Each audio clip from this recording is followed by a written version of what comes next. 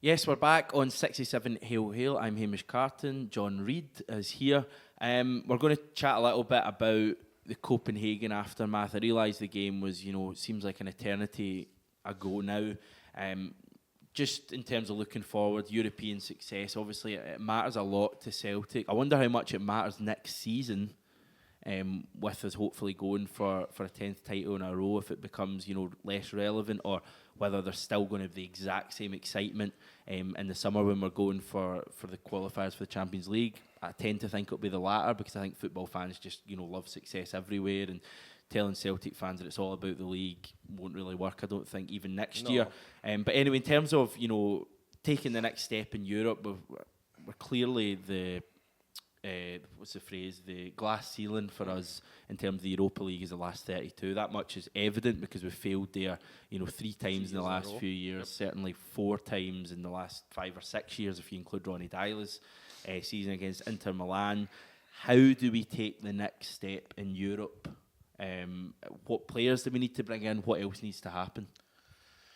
I think, first of all, we need to cut out daft individual mistakes that seem to haunt us in Europe. I mean, as we've seen in one of the other videos, Big Jozo's early ridiculous back pass really was. That was sort of Celtic in Europe to a T. That, in the last 32, that's the sort of thing you hope would be cut out. I think back all the way. Zenit St Petersburg away, Doris de Vries has a howler.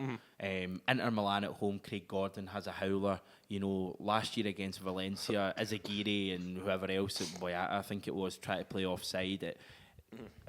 It's the most frustrating thing. That is weird because when you think about it, because no other team seems to do it against us. No, and if you think about it, we didn't do it in the group stage. In the group stage, we didn't really do anything. Yeah. Silly. We cut that out. And look what happens when you cut it out. You win games. Exactly.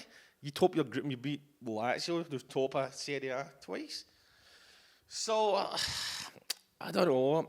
I mean, that really was hugely disappointing against Copenhagen. I mean, it was there for us. I mean, in that first leg, we should have scored, no exaggeration, 5 goals. We missed that many sitters. It was unbelievable. And they weren't that good. They weren't good at all. And then we just did a typical Celtic in Europe meltdown in the second leg, which I thought we wouldn't do anymore. That's what I get for thinking this team had learned from past mistakes. But next season, Europe will still be important, because if we don't get to the Champions League, we'll probably not have to sell something again. So it will be big. I mean, we don't want to sell Eddie, and I know we're maybe hoping to give him a new deal, and then he can leave after we win 10 in a row. But I mean, you've got to think that if we don't get to the Champions League, somebody will leave, because that's what usually happens, like one of your bigger players.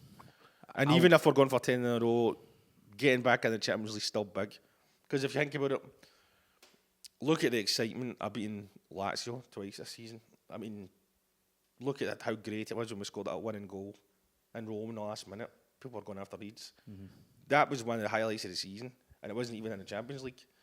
So it's crazy. See, when we crashed out of the qualifiers to Cluj, remember there was this, train of thought with a lot of Celtic fans of, I don't care about this AIK qualifier, it's all about the league, focus on it.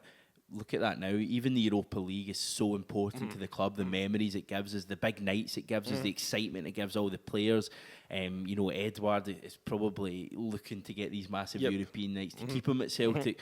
So that's why it's important to me even next season. But in terms of what do we do? Obviously, for me, I've already spoken about it this week in another episode. We need another centre back. We need another Julian, because Julian is a good European centre back. He doesn't make mistakes. He defends well. He wins headers, which is so important, because so many of our games in Europe, you think back to the Lazio games, Copenhagen games, even though we lost, it's an aerial bombardment a lot of time, because he puts so many crosses into the box, and he's just a magnet to get these balls away. And it's so important having that. We almost need another one of him, and someone who just isn't going to make mistakes. Now, I know when you sign a player, you don't know if they're going to make mistakes, but that's why you spend a wee bit more money. For me, that's huge. Keeping Forster is massive, because he won probably 3 or 4 points in that group stage alone for us that Craig Gordon and Scott Bain wouldn't have, or a lesser keeper wouldn't have. So that's massive as well. I'd argue maybe another reliable centre mid option. I think maybe a left back as well. Yeah. We've got loads of left backs, and then we're really very good. Yeah. We've got like 3 left backs. We've spent like 6 million on them all. None of them are that good. Yeah. So I think it's definitely. I don't think we will sign a left back, but I hope we do. Well, Johnny Hayes might be leaving right enough. Yeah. So left back, I'd say another centre back. Although I have my doubts that we'll buy one. Goalkeeper, hopefully, by Fraser. I'm not sure about like midfield because we've got an awful lot of midfielders. But then, maybe a Brown replacement. We've got a lot of midfielders, but and people tell you that forever. But see when McGregor and Brown were having a shocker in the second half, who was there to go to on the bench? Nobody. No, you're right. And I know Cham was injured, and I know Christie was suspended, but that struck me. Folks say all the time you've got great options on the bench, but when Scott Brown, and McGregor were really struggling in that second half, who was on the bench to go to? I mean, we do need to address Brown leaving in Levenson because I think next season will be his last season. So it'd be good to get in a Brown replacement as well. And also for me, Neil Lennon, he needs to improve. I'm an absolutely massive fan of Neil Lennon. I think he gets such a raw deal, and I think he's doing a better job than Brendan Rodgers in many ways in terms of the league domestically and in Europe as well. Even though we've gone out at the same stage, he's done a better job in Europe than Rodgers last season. I mean, well, Rodgers did get to the Champions League though. In his first 2 seasons. I mean, I'm talking about tail end Brendan Rodgers of the last season when it was just an abomination in Europe. But I think Neil Lennon has to learn a lot from that experience. It was another Cluj in terms of how frantic the second leg was. These 2-legged ties with away goals seem to really spook the Celtic team. It's strange. They spook the Celtic Park support, and they spook the team as well. And it's a really... The game's so frantic, and it doesn't suit us when we've got the second leg at home because I know. Copenhagen scoring means more than us scoring because of the away goals rule. And basically, when we got that equaliser through Edouard's penalty, we should have at the very least taken that to extra time and then reset. Because if they score first minute extra time, we've got 29 minutes to score 2 goals. If they score 87th minute, we've only got 3 minutes. Eddie even says to the players, like, keep the heat. Like, it was like, dang me. And then what happens when we get the ball away and then... It was an unbelievable goal to concede, an infuriating goal to concede, considering, if Edward's seen it, then why is the manager not seeing it? Why is, the experienced members, Scott Brown, Julian, players like that, why are they not seeing it? Why is Greg Taylor massively out of position? I don't know. Anyway, I think we need to add a lot to our team European wise. I don't think it's as doom and gloom as a lot of people say. We're not a laughing stock in Europe. Who said that? There's a lot of folk have come out and said, the home record is gone. It's not a fortress anymore. Celtic Park hasn't been a fortress in years, but by the same token, we did win all 3 of our group stage matches. There's so many positives for me to take from Europe this year, other than the second leg against Copenhagen. And I just think we've got to make a few tweaks. I don't think we're a million miles away. No. And I think people will forget that. I think people will think we're back to square one. I don't think we are. I think this team will be better for this European run. And I wouldn't be totally surprised if they make the group stage of the Champions League next season.